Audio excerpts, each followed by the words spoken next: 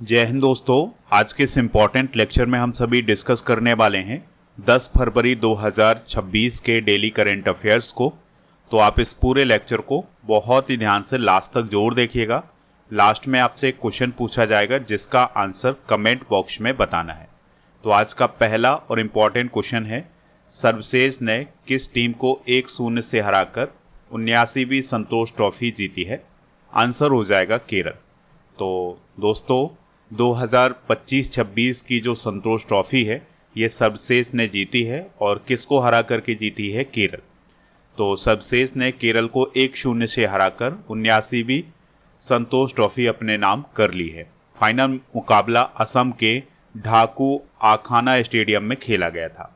यह सर्वसेज का 8वां संतोष ट्रॉफी खिताब है। इस पॉइंट को भी आप नोट कर लें।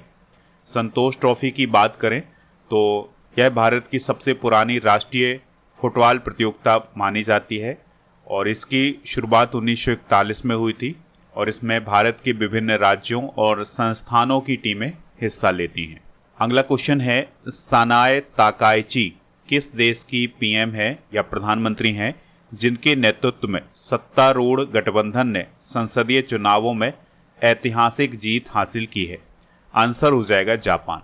तो देखिए, जापान की जो वर्तमान में प्रधानमंत्री हैं वो हैं सनाए ताकाइची और इनकी जो पार्टी है उसका जो गठबंधन है उसने वहाँ के संसदीय चुनावों में जीत हासिल कर ली है। तो इसका मतलब ये है कि जो सनाए ताकाइची हैं ये फिर से प्रधानमंत्री बनेंगी जापान की, यानी कि उनके गठबंधन ने जीत हासिल कर ली है तो इसलिए अब वो फिर से वहाँ की प्रधानमंत्री बनेगी। देखिए, सानाए ताकाइची के बारे में आपको एक बात जरूर याद रखनी है कि वह जापान की पहली महिला प्रधानमंत्री हैं। ठीक है, उनकी पार्टी का नाम है लिबरल डेमोक्रेट पार्टी। तो उनके गठबंधन ने 465 में से 352 सीटों पर जीत हासिल की है। जापान की बात करते हैं तो टोक्यो इसकी राजधानी है। आधिकारिक भाषा है जापानी। जापानी एन यहाँ की करेंसी है। प्रधानमंत्री हैं साने ताकाइची और जापान के 4 प्रमुख द्वीप हैं जिसमें होक्काइडो, होन्शु, शिकोकू और क्यूशु है। कुछ अंतर्राष्ट्रीय नियुक्तियां एक बार रिवाइज करते हैं। चेक गणराज्य के नए प्रधानमंत्री बने हैं आंद्रेज बाबिस। जापान की पहली महिला प्रधानमंत्री अभी हमने बताया है साने ताकाइची हैं। बोलीविया के नए राष्ट्रपति बने हैं रोड्रिगो पाज पेरेरा। फ्रांस के प्रधानमंत्री सेबेस्टियन लेकोर्नु। नेपाल की पहली महिला पीएम सुशीला कार्की। नॉर्वे के प्रधानमंत्री जोनास गहर स्टोर। गुआना के राष्ट्रपति इरफान अली। थाईलैंड के नए प्रधानमंत्री अनुतिन चार्न विराकुल और लिथुआनिया की नई प्रधानमंत्री इंगा रुगेनेने। और आपको ये बात बतानी है, यानी कि इस क्वेश्चन का आंसर देना है कि अमेरिका के वर्तमान में उपराष्ट्रपति कौन है? जो भी इसका राइट आंसर हो कमेंट बॉक्स में जरूर बताएं। अगला क्वेश्चन है, अश्विनी वैष्णव ने बेंगलुरु में किस नैनोमीटर की सेमीकंडक्टर चिप लॉन्च की है? आंसर हो जाएगा 2 नैनोमीटर। तो दोस्तों अश्विनी वैष्णव जी के द्वारा बेंगलुरु में हाल ही में 2 नैनोमीटर की सेमीकंडक्टर चिप लॉन्च की गई है और यह 2 नैनोमीटर की चिप क्वालकॉम के द्वारा बनाई गई है, यानी कि इस कंपनी ने इसको बनाया है। सेमीकंडक्टर चिप का मतलब क्या होता है? तो यह बहुत छोटी इलेक्ट्रॉनिक चिप होती है जो सिलिकॉन जैसे पदार्थों से बनी होती है। Computer, mobile, TV, car, AC, washing machine, इन सभी में इसका इस्तेमाल किया जाता है। सेमीकंडक्टर चिप किसी भी इलेक्ट्रॉनिक डिवाइस का दिमाग होती है। यह जितनी छोटी होती है और उन्नत चिप होती है उतनी ही तेज और कम बिजली खर्च करने वाली होती है। जैसे ये 2 नैनोमीटर की जो चिप हाल ही में लॉन्च की गई है ये बहुत ही तेज होगी, यानी तेजी से कार्य करने वाली होगी और इसमें कम बिजली का खर्च भी होगा। कुछ इंपॉर्टेंट करंट अफेयर्स डिस्कस करते हैं। तो हाल ही में केंद्रीय कैबिनेट ने जेवर में 3,706 करोड़ रुपए के HCL फॉक्सकॉन चिप प्लांट को मंजूरी दी है। भारत ने यात्रा सुरक्षा बढ़ाने के लिए चिप आधारित ई पासपोर्ट लॉन्च किया है। C-DOT और IIT मंडी मिलकर wide band spectrum sensor chip develop करेंगे। सेना ने हाल ही में कुछ समय पहले पहला स्वदेशी चिप आधारित 4G मोबाइल बेस स्टेशन शामिल किया था। नेक्स्ट क्वेश्चन है, ब्लैक स्वान समिट इंडिया 2026 कहाँ आयोजित किया गया है? आंसर हो जाएगा इसका भुवनेश्वर में। तो ओडिशा की जो राजधानी है भुवनेश्वर, वहाँ पर ब्लैक स्वान समिट इंडिया 2026 आयोजित किया गया है। इस समिट का उद्देश्य है भारत की डिजिटल अर्थव्यवस्था को मजबूत करना और टिकाऊ रोजगार पैदा करना। इस समिट का आयोजन ओडिशा सरकार और global finance and technology network के द्वारा किया गया है। कुछ इंपॉर्टेंट सम्मेलन डिस्कस करते हैं। तो विश्व आर्थिक मंच सम्मेलन 2026 का आयोजन दावोस स्विट्जरलैंड में हुआ है। विश्व सरकार शिखर सम्मेलन 2026 दुबई यूएई में हुआ है। G20 शिखर सम्मेलन 2025 जोहानसबर्ग साउथ अफ्रीका में हुआ था। वैश्विक प्रौद्योगिकी शिखर सम्मेलन नई दिल्ली में आयोजित किया गया था। विश्व सतत विकास शिखर सम्मेलन नई दिल्ली में। G7 शिखर सम्मेलन अल्बर्टी कनाडा में। नाटो शिखर सम्मेलन 2025 द हैग नीदरलैंड में। ब्रिक्स शिखर सम्मेलन 2025 रियो डी जेनेरियो ब्राजील में। SCO शिखर सम्मेलन तियानजिन चाइना में आयोजित किया गया। ऑपरेशन शस्त्र नाम से विशेष अभियान किसने शुरू किया है? तो दिल्ली पुलिस के द्वारा ऑपरेशन शस्त्र को हाल ही में शुरू किया गया है। 7 फरवरी 2026 को दिल्ली पुलिस के द्वारा इसको शुरू किया गया है। इसका उद्देश्य है सोशल मीडिया के बढ़ते दुरुपयोग पर सख्ती करना। कुछ इंपॉर्टेंट ऑपरेशन आपको याद रखने हैं जो हाल फिलहाल में चर्चा में रहे हैं, जैसे ऑपरेशन हॉक आई स्ट्राइक नामक अमेरिका ने शुरू किया था सीरिया में ISIS के ठिकानों पर बड़े पैमाने पर हवाई हमले करने के लिए। ऑपरेशन कालनेमी उत्तराखंड सरकार के द्वारा शुरू किया गया था। तो जो संतों या धार्मिक लोगों का वेश धारण कर ठगी करते हैं उनके खिलाफ ऑपरेशन कालनेमी शुरू किया गया था। ऑपरेशन शिबा भारतीय सेना द्वारा अमरनाथ यात्रा को सुरक्षित बनाने के लिए शुरू किया गया था। ऑपरेशन मिडनाइट हैमर अमेरिका के द्वारा ईरान के परमाणु ठिकानों पर जो सैन्य हमला किया गया था उसका कोड नेम था ये। ऑपरेशन सिंधु इजराइल ईरान युद्ध के दौरान भारतीय नागरिकों को वहां से निकालने के लिए भारत सरकार के द्वारा शुरू किया गया था। ऑपरेशन ट्रू प्रॉमिस 3 ईरान द्वारा इजराइल पर किया गया जवाबी मिसाइल और ड्रोन हमला था। ऑपरेशन राइजिंग लाइन इजराइल द्वारा ईरान के खिलाफ किया गया सैन्य हमला था। ऑपरेशन स्पाइडर वेव यूक्रेन द्वारा रूस के सैन्य ठिकानों पर किया गया ड्रोन हमला था। ऑपरेशन सिंदूर तो आपको याद ही होगा, भारत ने पाकिस्तान के खिलाफ चलाया था जिसमें 100 से ज़्यादा आतंकियों को मारा था। किस देश ने सैफ अंडर 19 महिला चैंपियनशिप का खिताब जीता है? आंसर हो जाएगा भारत। तो भारत ने सैफ अंडर 19 महिला चैंपियनशिप का खिताब जीता है और ये प्रतियोगिता फुटबॉल से रिलेटेड थी, इस बात को भी आप नोट कर लें। तो भारत ने सैफ अंडर 19 महिला चैंपियनशिप का खिताब हाल ही में जीता है और भारत ने फाइनल में बांग्लादेश को 4-0 से हरा करके इसको जीता है। फाइनल मुकाबला नेपाल के पोखरा रंगशाला स्टेडियम में खेला गया था। यहाँ पर बात हुई है सैफ की, तो इसका हिंदी में पूरा नाम है दक्षिण एशियाई फुटबॉल महासंघ, या इंग्लिश में से बोलेंगे साउथ एशियन फुटबॉल फेडरेशन। और यह दक्षिण एशियाई फुटबॉल महासंघ जो है या सैफ जो है दक्षिण एशिया में फुटबॉल को बढ़ावा देने वाली संस्था है। 1997 में इसकी स्थापना हुई थी। काठमांडू नेपाल में इसका हेडक्वार्टर है। इसके वर्तमान में 7 मेंबर हैं जिसमें भारत है, पाकिस्तान है, नेपाल है, बांग्लादेश है, श्रीलंका, भूटान और मालदीव है। अगला क्वेश्चन है, चाइना के तियानजिन में आयोजित एशियाई इंडोर एथलेटिक्स चैंपियनशिप में भारत ने कितने मेडल जीते हैं?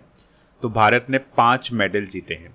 तो दोस्तों चाइना के तियानजिन में हाल ही में एशियाई इंडोर एथलेटिक्स चैंपियनशिप आयोजित की गई थी जिसमें भारत ने 5 मेडल जीते हैं और मेडल टैली में भारत ने 6वां स्थान हासिल किया है। दोस्तों जो तेजस्विन शंकर हैं इन्होंने पुरुषों की हेप्टाथलॉन स्पर्धा में भारत के लिए गोल्ड मेडल जीता है और यह भारत के लिए एकमात्र गोल्ड मेडल था। तेजस्विन शंकर ने 5,993 अंक बना करके नया राष्ट्रीय इंडोर रिकॉर्ड बनाया है। इससे पहले 5,650 अंक का रिकॉर्ड था जो कि 2021 में बनाया गया था। इसके अलावा इस प्रतियोगिता में पूजा ने ऊंची कूद में सिल्वर मेडल जीता है। तजिंदर पाल सिंह तूर ने शॉट पुट में रजत पदक जीता है और एनसी सोजन ने लंबी कूद में कांस्य पदक जीता है। और दोस्तों ये जो खेल आयोजित किए गए हैं यानी एशियाई इंडोर एथलेटिक चैंपियनशिप आयोजित की गई है, इसमें चाइना ने 34 मेडल जीते हैं और मेडल टैली में पहला स्थान हासिल किया है। ओडिशा के चांदीपुर में स्थित एकीकृत परीक्षण रेंज से किस मिसाइल का हाल ही में सफल परीक्षण किया गया है? तो अग्नि 3 मिसाइल का सफल परीक्षण किया गया है। तो भारत ने ओडिशा के चांदीपुर में स्थित एकीकृत परीक्षण केंद्र से अग्नि 3 मिसाइल का सफल परीक्षण किया है। अग्नि 3 मिसाइल की बात करें तो यह एक परमाणु क्षमता वाली मध्यम दूरी की बैलिस्टिक मिसाइल है। इसकी क्षमता लगभग 3000 से लेकर 3500 किलोमीटर है। यह मिसाइल दुश्मन देश के अंदर गहरे रणनीतिक ठिकानों को निशाना बना सकती है।